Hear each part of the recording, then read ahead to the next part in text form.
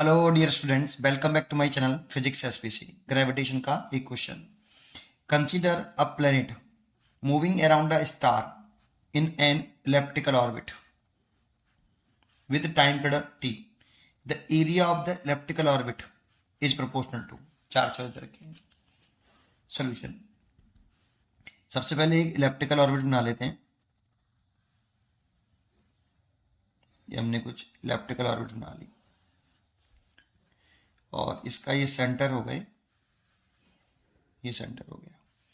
तो जानते हो ये जो डिस्टेंस होती है इसे लेंथ ऑफ मेजर एक्सिस कहते हैं, ये 2a होती है। और इस वाले को बोलते हैं length of semi major axis. A क्या है यहाँ पे? Length of semi major axis. और ये जो होती है इसको length of B, length of semi minor axis इसे बोलते हैं। इस पूरे का जो एरिया होता है ना इलिप्स का, ये एरिया, इलिप्स का एरिया, ये पाई ए भी होता है पूरे एरिया का। ये हमें याद होना चाहिए। एरिया ऑफ इलिप्स क्या होता है? एरिया ऑफ इलिप्टिकल ऑर्बिट ये होता है ए बराबर pi length of semi major axis multiplied by length of semi minor axis. Ellipse का एरिया पाई आर स्क्वायर नहीं होता बेटा। इलिप्स का एरिया पाई ए भी होता है एक। अब यही जो area of the elliptical orbit निकालना है ना हमें, प्रोपोर्शनल टू किसके है? टाइम पर टी है। यहाँ पे कैसे करें? तो देखो, एक तो जानकारी ये होनी चाहिए। और ए और बी में क्या रिलेशन होता है इसेंट्रिसिटी के टर्म में। ये मैथमेटिक्स के टर्मोलॉजी है, कुछ थोड़ी बहुत जानकारी होनी चाहिए कि B is equal to A root के अंदर 1 माइनस ई स्क्वायर। ये बी और ए में रिलेशन है, ई इसेंट्रिसिटी है ना। ये मैथमेटिक्स का पार्ट है बेटा। थोड़ा सा अगर ये लर्न कर लें तो ज़्यादा बेटर रहता है। तो बी की वैल्यू आप यहाँ पुट कर दो। क्यों कह रहा हूँ मैं बी की वैल्यू ए की पुट करने की, बताऊंगा अभी। ए इज इक्वल टू पाई ए और बी की वैल्यू पुट कर दो ए रूट के अंदर 1 माइनस ई स्क्वेयर।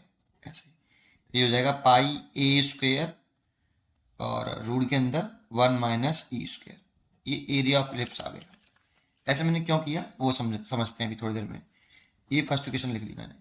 अब केपलर का थर्ड लॉ याद करो। Kepler third law of planetary motion.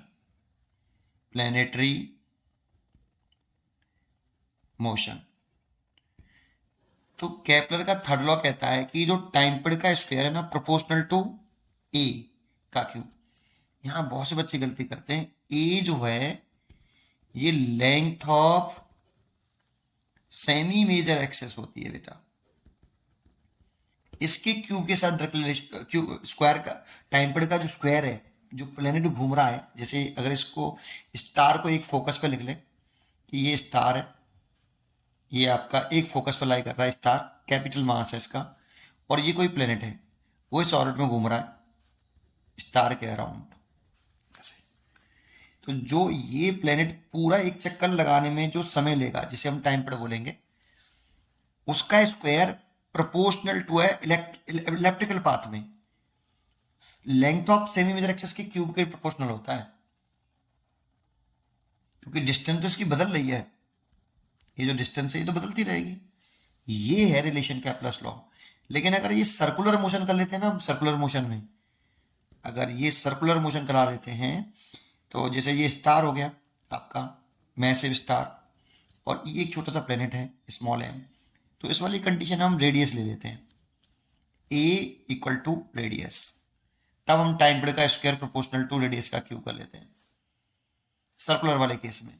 लेकिन इलेप्टिकल वाले केस में आप ध्यान रखिए कि ये किसके प्रोपोर्शनल होता है। इसी को आगे बढ़ाऊं यहाँ पे, इस वाले को, इसको छोड़ो, इलेप्टिकल पाथ दे रखा है तो मैं इसमें और लिखूं, यहाँ लिख देता हूं कि टी स्क्वेयर, एक्चुअल में प्रोपोर्शनल टर्म उठा दे तो एक कॉन्स्टेंट टर्म आता है के, ए की पावर क्यूब। के यहाँ पे जो होता है वो ये होता है 4 पाई स्क्वेयर जी और कैपिटल एम।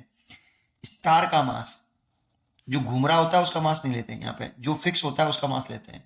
जैसे स्टार के अराउंड घूम रहा है तो स्टार का मास आएगा। ये आपका जो के होता है उसकी वैल्यू होती है।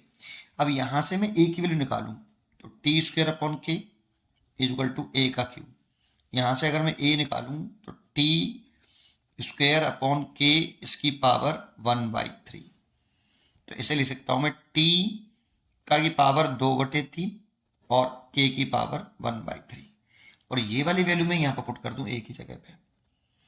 तो area of the elliptical orbit pi, A की वैल्यू कितनी है ये रही।